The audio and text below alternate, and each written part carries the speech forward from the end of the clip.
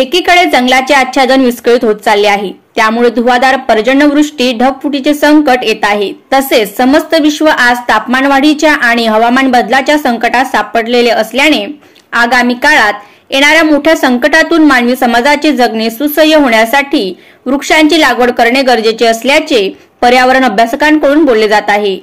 याची जाण ठेवत आगामी काळात येणाऱ्या संकटातून मानवी समाजाचे जगणे सुसह्य व्हावे यासाठी वृक्षांची लागवड करणे गरजेचे असल्याची जाण ठेवत शहरात काही सामाजिक संस्था, पर्यावरण प्रेमी यांच्या पुढाकाराने एखाद्याच्या वाढदिवसानिमित्त, लग्न समारंभात, कार्यक्रमात पुष्पगुच्छ देण्याचे टाळून वृक्ष भेट देतात, अस्थि विसर्जन करताना वृक्षारोपण करतात। अशा विविध उपक्रमांद्वारे वृक्ष लागवड करत असल्याचे दिसून येते।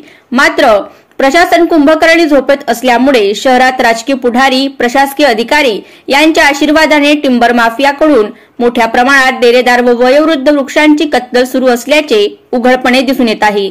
ब्युरो रिपोर्ट, मा न्यूज 19, भुसावळ।